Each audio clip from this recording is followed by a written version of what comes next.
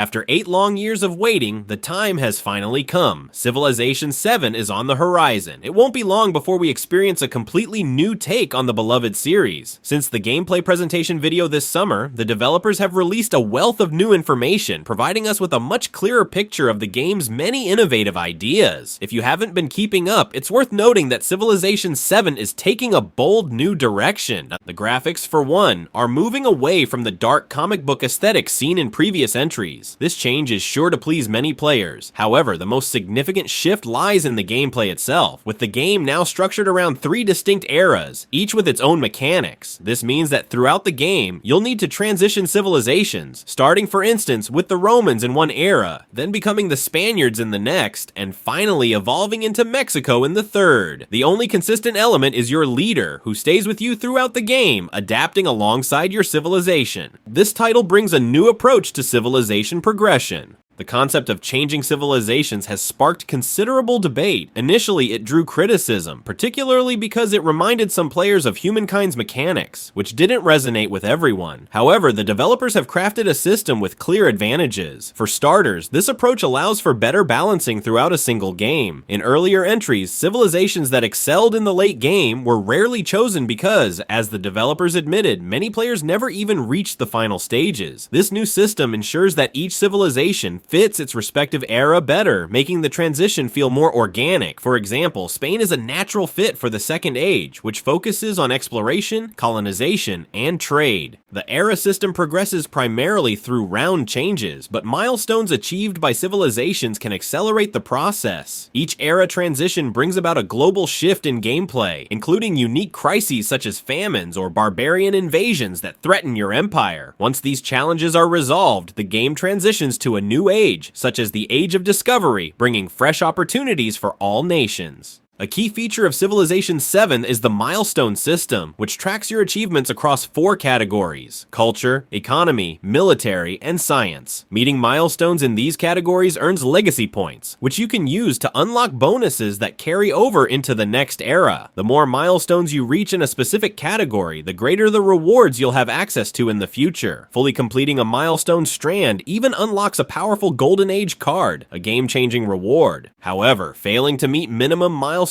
requirements will push you into a dark age, which imposes penalties and forces you to adapt your strategy. These highs and lows ensure that gameplay remains dynamic and challenging. In addition, legacy points can be invested in your ruler's skill tree, allowing leaders to specialize in different areas like military strength, diplomacy, or economic development. This adds an extra layer of strategy, as the choices you make with your leader can complement or contrast with your civilization's strengths. Civilization VII introduces a new distinction between cities and communities. Communities are small, rural settlements that function as outposts, generating resources like food and gold, but without their own production menus. Over time, these communities can grow into cities or specialize as mining towns, trading outposts, or religious hubs. This system reduces the micromanagement of smaller, less significant cities that bogged down gameplay in previous installments. Cities themselves evolve as the game progresses. Rather than demolishing older structures when advancing through eras, cities now retain their basic yields while losing neighborhood bonuses and certain effects. This encourages players to rebuild strategically, adapting cities to meet new challenges. Urban expansion also plays a greater role, with city growth visible on the map. Civilization VII introduces urban fields, where new city buildings are constructed on tiles outside the city center, transforming rural areas into urban landscapes. Even water tiles can host urban fields, allowing cities to organically grow across rivers and straits. Each civilization now has 2 unique buildings that, when combined, create a special district with a distinctive 3D model. For example, the Greeks can combine their unique structures to form an acropolis, while the Spaniards create a plaza and the Romans a forum. Unlike regular buildings, these districts retain their effects across eras. The Age of Discovery introduces new systems for exploration and colonization. Initially, ships can only travel along coastlines, taking damage in open waters. Over time, as you unlock relevant technologies, the oceans become navigable, revealing distant lands with exotic resources like chocolate and sugar. These resources, when settled, generate significant income for your civilization. Additionally, treasure fleets can transport these goods back home, earning gold and milestone progress. However, these fleets are vulnerable to enemy attacks,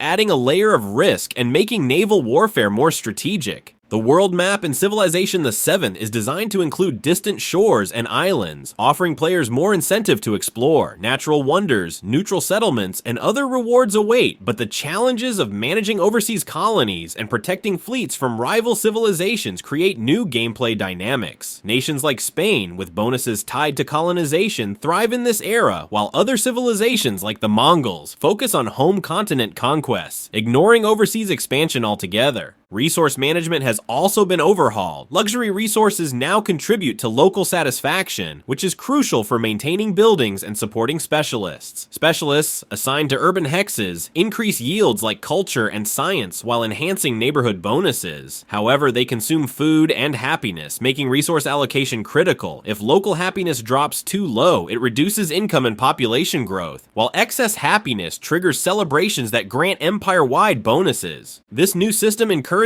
careful planning when expanding, as overexpansion can lead to dissatisfaction and inefficiency. Additionally, luxury resources now interact with specific buildings, wonders, and social policies, creating synergies that can influence your empire's overall success.